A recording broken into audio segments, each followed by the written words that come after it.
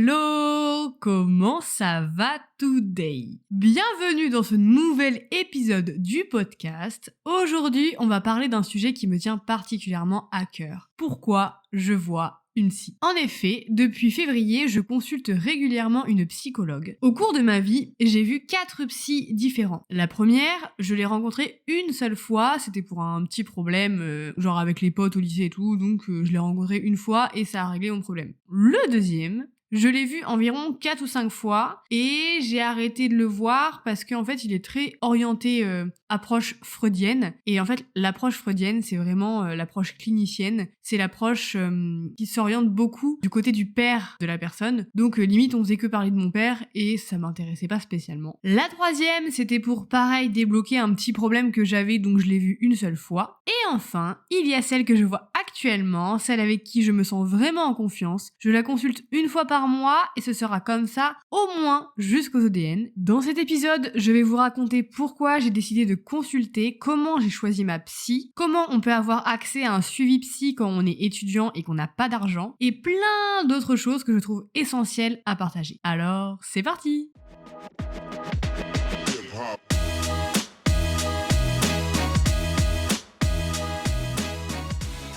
Comme d'habitude, je vais structurer cet épisode autour de plusieurs points que je vais aborder un par un avec vous. On commence tout de suite. Le premier point à aborder, c'est tout simplement mon expérience avec les psys, parce que oui, j'en ai vu plusieurs, et oui, je ne les ai pas tous aimés. La première psy que j'ai vue, c'était une psy qui était très orientée sur la méditation, sur le contrôle de soi, et qui me faisait beaucoup d'introspection, qui me demandait ce que je ressentais au niveau du ventre, dans la gorge et tout ça. C'était très intéressant, mais ça répondait pas spécialement à la problématique que j'avais et je me sentais un peu, je sais pas, genre j'avais l'impression qu'on s'attardait beaucoup sur mon corps et pas beaucoup sur mon esprit. C'est pourquoi je l'ai vu qu'une seule fois. Quand je l'ai vu la première fois, c'était pas pour un gros problème, donc la seule séance m'a suffi entre guillemets et après j'ai su un peu me dépatouiller toute seule. J'avoue que mon premier rapport, mon premier contact avec une psy n'était pas non plus incroyable. Je me suis pas dit waouh, quelle révélation quoi. Ensuite, je suis allée voir, c'était pendant ma L3 ou ma L2. Pendant ma L3, je suis allée voir un autre psychologue. C'était cette fois-ci un garçon. Je suis allée le voir tout simplement parce qu'il était proche de chez moi. Voilà, j'ai pas cherché très loin. Il avait donc une approche clinicienne, comme je disais dans l'intro. Donc ça veut dire une approche freudienne. Il était très calé sur le père. Et pour lui, une bonne partie des problèmes provenait justement de mon père au vu de son approche qui est très freudienne, très calée sur la théorie de Freud quoi. Sauf que moi, j'avais pas spécialement envie de parler mon daron. Je voulais plus parler de la médecine, du lien social avec les gens, de mes difficultés en règle générale, plutôt que de mon père. Et donc, au bout de 4-5 séances, quand je voyais que il tournait beaucoup autour de ça et que mes problèmes n'avançaient pas trop et que j'avais trouvé un peu des solutions par moi-même, je me suis tout simplement dit que ça servait à rien que je continue avec lui et je lui ai dit au revoir très cordialement quoi.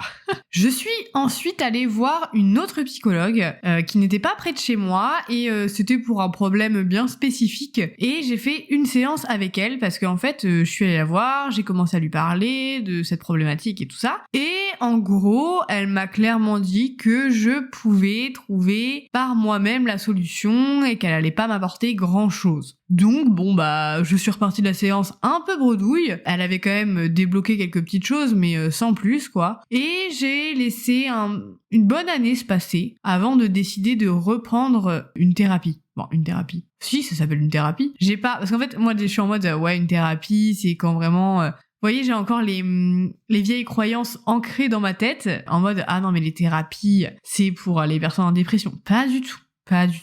Faut arrêter Yona, faut se mettre à la page, on est en 2025 s'il te plaît. Ça m'amène à mon deuxième point, pourquoi je suis retournée voir une psy en février 2025, donc il y a de ça 3-4 mois. Tout simplement parce que j'ai une amie qui avait beaucoup de doutes envers la médecine et qui m'a gentiment amenée vers le fait qu'elle allait potentiellement arrêter médecine à la fin de l'année. Moi, faut savoir que je suis très attachée à cette personne. On a commencé commencé médecine ensemble, on s'est motivé à faire médecine ensemble, on a fait notre première année ensemble et tout ça. Et donc, cette annonce, entre guillemets, a fait que moi, du coup, je savais plus trop où j'en étais. Je ne savais plus trop si je voulais continuer mes études, si je voulais les arrêter. Je savais pas trop où me situer et donc du coup, j'étais un peu perdue et je me suis laissée entraîner vers le bas. C'est pas ma pote qui m'a entraînée vers le bas, c'est moi, je me suis auto-entraînée vers le bas. J'étais en mode, qu'est-ce que je fais de ma vie? Est-ce que j'arrête médecine? Est-ce que machin? Parce que vraiment, cette pote, c'est un pilier de ma vie finalement. On est ensemble quasiment tout le temps depuis qu'on a 14 ans, donc là j'en ai bientôt 23, donc ça va faire 9 ans qu'on se voit quasiment tout le temps. Enfin, on a fait 2 ans et demi de coloc ensemble. Au lycée, on habitait pas loin l'une de l'autre, donc on était toujours chez l'une ou chez l'autre. Enfin vraiment, c'est vraiment quelque chose de très très proche. Et donc quand elle m'a dit qu'elle allait partir, entre guillemets, potentiellement de médecine pour faire autre chose, j'étais un peu en mode waouh, je perds mon bras droit, quoi. De cette annonce, de cette nouvelle, en découle un peu une tristesse, une remise en question de ma part, que j'ai du mal à gérer et qui fait que j'ai de moins en moins envie de travailler, je n'ai plus d'élan vital, j'ai moins en moins d'envie de me lever, enfin ça devient assez difficile et je prends l'initiative d'aller voir une psychologue. Et j'ai pris cette décision par moi-même, mais j'ai des croyances qui sont assez ancrées en moi et je me dis oui, mais je vais aller voir une psy, mais j'ai rien à lui dire, elle va rien m'apporter, qu'est-ce que je vais lui dire? Enfin, elle va me servir à rien, je peux me débrouiller toute seule, et nanani, et nanana. Enfin, vous l'aurez compris, j'ai quand même une certaine croyance qui est complètement fausse, mais qui est ancrée dans ma tête, qui commence vraiment à s'en aller. Mais à chaque fois que je dois faire le premier pas, je suis en mode oui, mais pourquoi faire, ça sert à rien, de toute façon ça va m'apporter rien du tout, de toute façon je peux me débrouiller toute seule, et puis mes problèmes c'est des petits problèmes, enfin ça va, je suis pas non plus à 2 doigts de mourir ou des trucs comme ça quoi. Je me dis, est-ce que je suis légitime d'aller voir une psy finalement? Et j'en viens à un point assez important, c'est de croire que notre problème, notre problématique, notre difficulté n'est pas assez légitime pour aller voir un psy. Moi je discute parfois avec des potes et tout ça, et ils ont un peu, le blues de médecine, ou alors autre chose avec des petits problèmes, je sais pas, moi par exemple, moi je sais que j'ai des problèmes de gestion d'argent. Voilà, c'est tout con. Je vais pas m'endetter ou des trucs comme ça, mais j'ai un mauvais rapport avec l'argent. C'est pas une question de dépense, c'est plutôt le rapport que j'ai. Pour autant, ils se disent mais oui, mais mon problème n'est pas légitime, je ne suis pas en dépression, je ne suis pas en burn-out. On pense souvent qu'il faut qu'on soit en burn-out ou en dépression pour aller consulter. Alors que c'est totalement faux. Justement, il faut prendre le problème à la source dès qu'on a une difficulté. Alors bien sûr, si c'est une petite difficulté et qu'on se sent capable de la franchir toute seule, de trouver la solution seule, carrément. Mais si on a du mal, si on voit pas tout très clairement, si on n'est pas assez objectif, on peut aller voir une psychologue ou un psychologue qui va nous aider, nous orienter. Mais ça peut être pour tout et n'importe quoi. Il y a des gens, ils y vont pour des questions existentielles, d'autres personnes parce qu'ils ne trouvent pas leur voie ou qu'ils sont pas sûrs d'être dans les bonnes études, d'autres personnes parce qu'ils ont des problèmes d'argent, d'addiction, d'autres personnes parce qu'ils ont malheureusement des problèmes familiaux, des décès, des choses un peu plus compliquées, d'autres personnes parce que leur femme ou leur homme, leur mari, les a trompés ou ainsi de suite. Enfin, même pas, ça se trouve, ils sont même pas mariés, qu'est-ce que je raconte? Bref, il y a tout un tas de possibilités et c'est pas parce que nous, on a juste du mal à gérer du stress ou à gérer nos études ou qu'on a du mal à se faire des amis, qu'on a des problèmes en société, on a du mal à parler aux gens, on a du mal à aller vers les gens. Ce sont tout autant des problèmes qui peuvent être réglés par la psy. Il n'y a pas forcément besoin d'avoir, entre guillemets, un gros problème pour aller voir une psychologue, et ça c'est important de le dire parce qu'on l'entend pas souvent. Et même moi, parfois, ma tête me dit « oui mais nanana », chut. Tu te tais, d'accord? Tu prends ce rendez-vous et tu arrêtes de parler. On me dit souvent, oui, mais Yona, je n'ai pas le budget pour aller voir une psy pour faire une thérapie. Ha!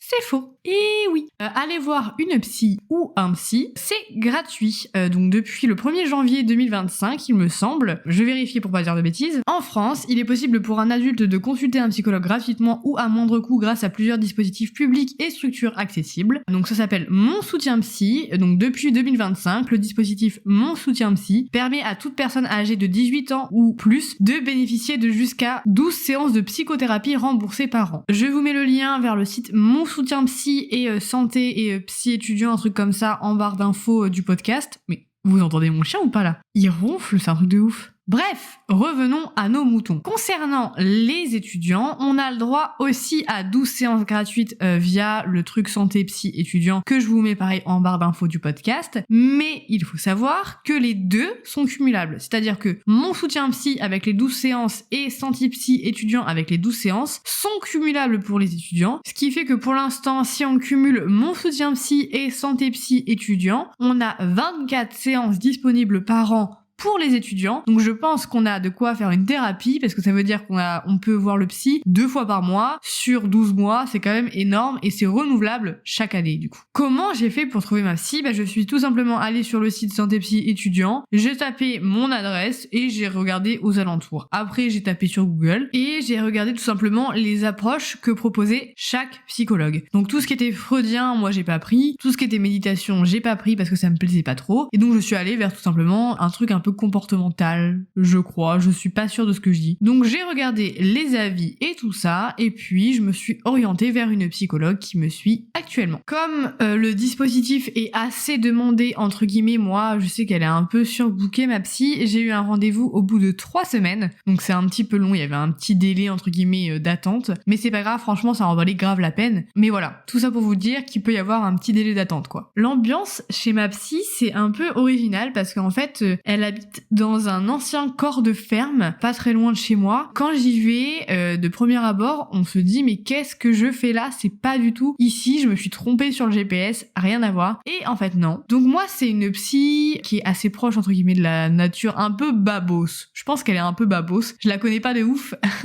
Enfin, je sais pas comment elle vit quoi, mais de premier abord elle est assez babos. La première fois que j'arrive, je rentre par un chemin, je vois de l'herbe pas du tout coupée, je vois un peu des fleurs partout. C'est une petite maison vraiment très à l'ancienne, on va dire. Et je vais toquer à la porte, mais il y a pas de sonnette, il y a juste une cloche. Faut agiter la cloche. Alors j'agite la cloche et j'attends qu'elle vienne m'ouvrir. Elle m'ouvre la porte. Je me retrouve face à une grande personne, brune, plutôt bien habillée. J'ai trouvé ça étrange étant donné le style de la maison. Et en gros, je rentre dans une pièce où il y a plein de plantes et je vais tout au fond à droite et j'arrive dans une pièce où il y a un canapé un peu vert, il y a un beau bureau en bois, plein de plantes partout. La tapisserie, c'est un peu des tapisseries avec des fleurs, mais pas des grosses fleurs, vous savez, des petites fleurs. Elle a une chaise et à côté, il y a son chien. Je sais pas pourquoi il y a son chien, mais à côté, il y a son petit chien qui est dans son panier. Et moi, je rentre et je vais m'asseoir sur le canapé. Elle m'a mis directement à l'aise, elle m'a pas vraiment laissé un blanc très long où m'a dit bah alors quel est votre problème, non. Elle m'a demandé comment je m'appelais, elle m'a fait 2-3 petites blagues, elle rigolait un peu, elle était souriante, c'est vraiment une personne solaire. Au fur et à mesure du temps, moi j'ai commencé un peu à parler de mes problématiques avec la médecine et tout ça, et même à un moment donné je me suis mise à chialer. Je chiale très peu, c'est pas forcément bien parce que faut écouter ses émotions, mais je chiale assez rarement et là je me suis vraiment mis à chialer. Donc du coup elle m'a tendu sa boîte de mouchoirs, j'étais en mode merci madame, ça fait plaisir. Et voilà, on a commencé à discuter et à essayer de comprendre le problème. Ce qu'il faut savoir, c'est que les premières séances, elle va pas vous trouver une solution à votre problème directement, sauf si c'est un tout petit problème et que voilà. Mais si c'est un problème plus profond, il va lui falloir plusieurs séances déjà pour apprendre à vous connaître, apprendre à savoir qui vous êtes, apprendre à voir comment vous réfléchissez, apprendre à dessiner un peu votre âme, votre façon de voir les choses, et après vous allez pouvoir travailler sur le fond du problème. Mais au début, c'est vraiment, elle tâte un peu le terrain, elle voit comment on raisonne, comment on réfléchit, pourquoi on pense ça, et tout ça. Donc c'est vraiment, vous allez pas sortir de votre première séance de psy et vous dire « Ah mais j'ai la réponse à tous mes problèmes, c'est bon, je rentre chez moi, je sais quoi faire, je fais ça, et je n'ai plus de problème, c'est impeccable. » Ça sera pas du tout ça. Vraiment, vous allez aller la voir ou le voir. La première séance, ça va être très chill, elle va apprendre un peu à vous connaître, à vous poser des questions. Vous allez peut-être vous dévoiler un petit peu. Et ça va venir au fur et à mesure. C'est vraiment un travail sur le long terme, c'est pas quelque chose d'instantané. Que fait-on clairement en séance? En gros, j'arrive, et moi je commence à parler parce que je suis quelqu'un qui parle beaucoup, tout, ça se voit, j'ai fait un podcast, donc si je parlais pas, bon bah voilà. Et donc je commence à parler, et puis à chaque fois que je vais la voir, et ben en fait je réfléchis parfois en amont à la thématique que je veux aborder, et puis je vais dire bon bah là ça m'a saoulé, ou ça je comprends pas, ça j'arrive pas, machin, et après on va décortiquer, et on va peut-être même dévier sur un tout autre sujet. Mais en fait moi je me mets pas vraiment la pression, genre je suis en mode bah vas-y, je vais parler de quelque chose qui entre guillemets me dérange, parce qu'il faut savoir que toute notre problématique, un peu, enfin toute la personne qu'on est, tout est un peu lié. Donc si par exemple j'ai un problème avec la médecine, bah je vais pas avoir toutes les réponses maintenant. Il faut vraiment que je parle un peu de tout, que j'analyse un peu tout, entre guillemets, c'est pas analyser mais vous voyez ce que je veux dire, et que je trouve la solution au fur et à mesure. Mais du coup on peut parler de tout n'importe quoi. Par exemple moi je sais que la médecine ça me saoule, machin, et pour autant je dis que je suis une personne qui n'est pas stressée. Moi, c'est quelque chose que je dis souvent, je dis que je suis une personne qui n'est pas stressée, et pour autant, je suis quelqu'un d'hyper à cheval sur le rangement, sur la propreté, chaque chose à sa place, chaque chose doit être rangée, carrée, moi je dois pas avoir trop d'objets sinon ma tête elle est encombrée, machin, enfin je suis vraiment quelqu'un d'assez rigide. En fait, cette rigidité chez moi, ce carré, ce fait que chaque truc doit être fait, machin, fait qu'en fait, c'est ma manière de gérer le stress. Mais ça, je me rendais pas compte. Pour moi, c'était pas du stress, ça, c'était juste ma manière d'être. J'étais quelqu'un de maniaque. Et en fait, non. Je contrôle ma vie par le biais de cette organisation, de cette rigidité, qui fait que je suis moins stressée. En disant ça, je réfléchis et je me suis dit que la semaine dernière, je vous parlais de mon organisation qui était assez laxiste, entre guillemets. Je parle et je disais que je faisais à la semaine, que je m'organisais au semestre et tout, et que j'avais pas une organisation au jour le jour. Et c'est vrai. Pour autant, chez moi, je parle dans tout ce qui est ménage, organisation avec le chien, machin, je suis très rigide. Et justement, cette rigidité, bah, c'est pour un peu calmer mon stress. Mais ça, je me rendais pas compte. Et c'est en parlant justement du fait que j'étais un peu maniaque qu'on en est arrivé un peu à cette conclusion-là, quoi. Donc c'est assez drôle de parler de tout, parce qu'en fait, tout a des liens, et donc du coup, maintenant, moi, je travaille sur le fait de lâcher un peu du lest, entre guillemets, sur l'organisation de la baraque, quoi. Donc vraiment, les séances, c'est plutôt des questionnements, elle m'interroge, elle me demande « Oui, mais pourquoi vous faites ça ?» En fait, elle me laisse réfléchir, elle me laisse faire mon petit chemin tout seul, mon petit cheminement tout seul, et en parallèle, bah, elle me pose des questions, parfois elle me remotive, et parfois elle m'explique aussi certains mécanismes, et c'est ça que j'aime bien, c'est que moi j'aime bien avoir quelque chose de concret, quelque chose que je peux comprendre, et donc du coup, quand on m'explique les mécanismes, par exemple de la pensée, ou du cerveau, ou de pourquoi je fais ci, ou de pourquoi je fais ça, et ben je trouve ça intéressant, et du coup, ça, je trouve ça encore plus pertinent, et ça m'aide encore plus à comprendre comment je réfléchis, parce qu'il y a une bonne partie qui se fait inconsciemment, et c'est pour ça que j'aime bien un peu ce côté explicatif qu'elle a, quoi. Un autre point qui est intéressant aussi, c'est est-ce qu'elle m'oblige à revenir? Eh ben, pas du tout. Elle me propose à la fin de la séance si j'ai envie de revenir la voir. C'est moi qui décide. C'est moi qui décide du délai. C'est moi qui décide de si on veut faire une pause ou pas, machin. Alors moi, j'ai pas du tout envie de faire des pauses et j'aime bien la voir une fois par mois. C'est à peu près le truc que j'ai mis en place avec elle et qu'elle a mis en place avec moi. Mais voilà, elle m'oblige en rien. Je ne suis pas obligée de revenir. Donc c'est intéressant de le savoir parce que par exemple, si vous avez peur d'aller voir une psy, vous pouvez aller la voir une fois. Je dis une psy, mais ça peut être un psy, hein, on est d'accord. Mais donc du coup, vous pouvez faire une séance et au bout de cette séance, dire oui, j'ai envie de vous revoir ou non, je n'ai pas envie de vous revoir. Et tout simplement, bah ça se fait tranquillement, quoi. Mais ce que je veux dire, c'est que ça peut être intéressant d'y aller une fois si vraiment vous avez un petit problème, mais vous êtes en mode oui, mais je suis pas sûre, est-ce que ça va m'apporter quelque chose? Tentez et voyez si oui ou non ça vous apporte quelque chose. Et puis vous êtes obligé de rien, donc ça c'est super intéressant d'en avoir conscience. Si entre guillemets votre cas est plus grave, par exemple une dépression ou quelque chose qui nécessiterait un avis médical, elle va vous orienter ou il va vous orienter vers un psychiatre tout simplement, et c'est lui ou elle qui va décider si vous avez besoin de médicaments, si vous avez besoin d'autres choses, mais ça c'est vraiment dans les cas un peu plus avancés entre guillemets. J'ai pas forcément les bons mots, mais vous comprenez ce que je veux dire, et donc non, vous n'allez pas forcément avoir un médicament avec la psy, pas du tout même, c'est vraiment au cas par cas, et si jamais vous en avez besoin, elle va demander un avis médical à un psychiatre, et si c'est moins important, elle peut aussi demander un avis médical à un médecin généraliste pour savoir s'il y a besoin de mettre un petit peu des antidépresseurs, ou un petit peu de Seresta, ou un petit peu de Xanax pour gérer les crises d'angoisse et tout ça, et ça se fait en cohésion avec une équipe médicale, quoi. Une autre question qui peut aussi vous venir, mais c'est qu'est-ce qui se passe entre les séances? Et bah c'est assez simple. En fait, elle me donne des pistes de réflexion, ou par exemple des livres à lire ou des choses à faire. Je suis pas obligée de les faire, mais si j'ai envie, je peux. Et je peux en reparler à la prochaine séance, par exemple. Je sais que là, j'ai un livre, entre guillemets, à lire, si j'ai envie. Faut que je lui en parle régulièrement parce que elle trouve que ce livre va peut-être m'apporter certaines solutions. Mais voilà, il faut savoir qu'on est obligé en rien, juste elle nous donne, ou il nous donne des pistes de réflexion et après, on en fait, entre guillemets, ce qu'on en veut parce que on est aussi acteur de notre thérapie, quoi. Enfin, pourquoi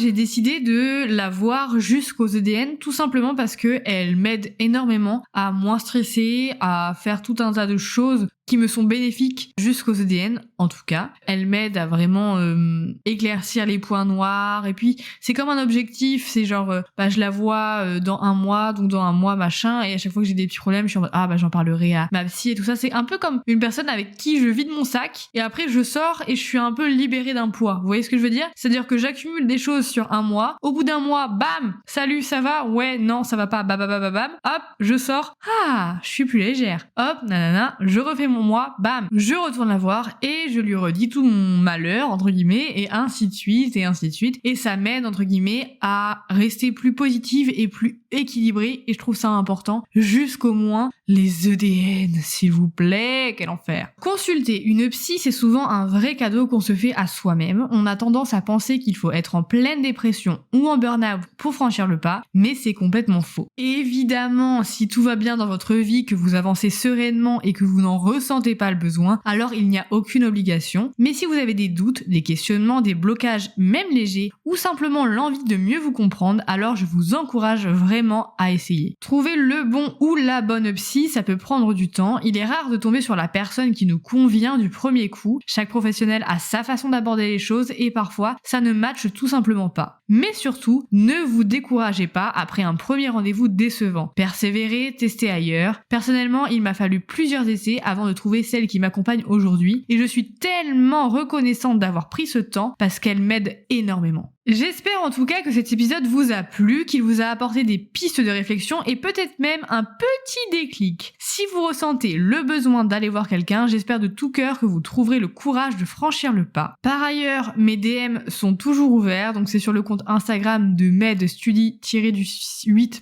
podcast et vous pouvez m'envoyer des DM si vous avez besoin de parler, il n'y a pas de souci, je vous répondrai. En tout cas moi, je vais vous laisser sur ces mots, je vous dis à dimanche prochain, portez-vous bien, ciao!